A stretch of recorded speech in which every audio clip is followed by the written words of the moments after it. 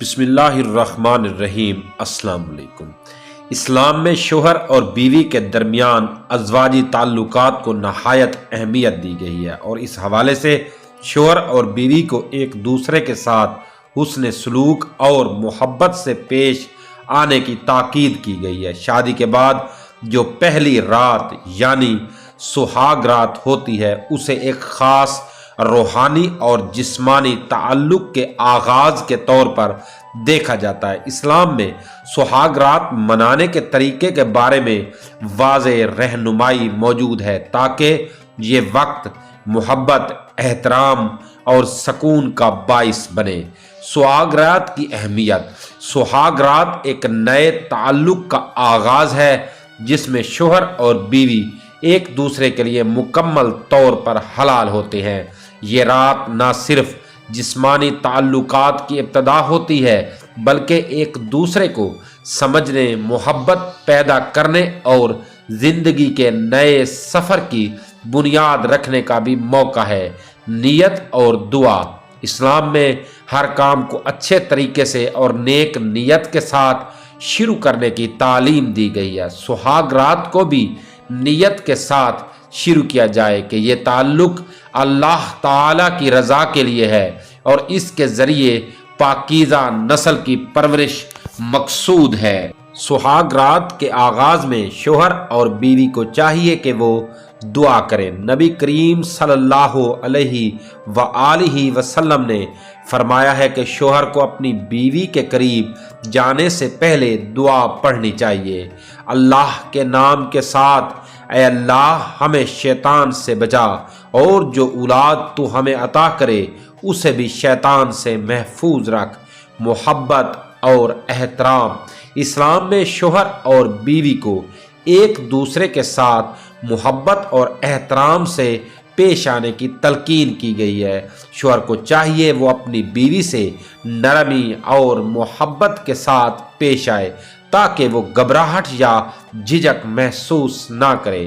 سہاگ رات کا آغاز کسی زبردستی یا دباؤ کے بغیر ہونا چاہیے۔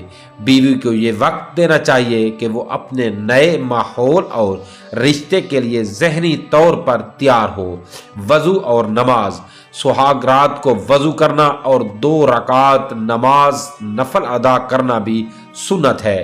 یہ عمل اس بات کی علامت ہے کہ اس نئے رشتے کا آغاز اللہ کی رحمت اور برکت کے ساتھ ہو رہا ہے۔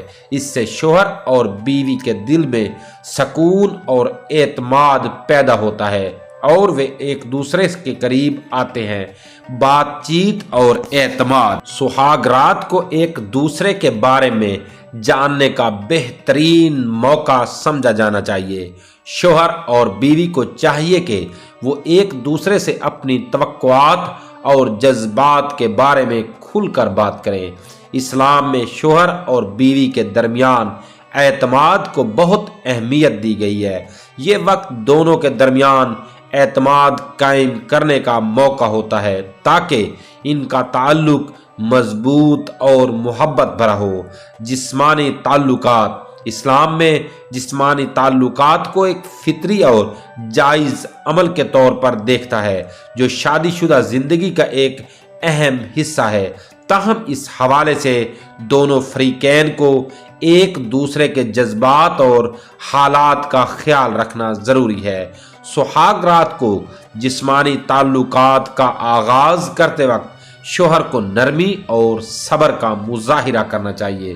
بیوی کی مرضی اور رضامندی کا احترام کیا جائے اور اس بات کا خیال رکھا جائے کہ کوئی بھی عمل زبردستی نہ ہو۔ صفائی اور طہارت۔ اسلام میں صفائی اور طہارت پر بہت زور دیا گیا ہے۔ سہاگ رات کے بعد غسل جنابت فرض غسل کرنا ضروری ہے تاکہ جسمانی اور روحانی پاکیزگی حاصل ہو۔ نبی کریم صلی اللہ علیہ وآلہ وسلم نے فرمایا ہے کہ پاکیزگی ایمان کا حصہ ہے۔ اس لیے شوہر اور بیوی کو چاہیے کہ وہ اس بات کا خیال رکھے۔ ایک دوسرے کا حقوق کی پاسداری۔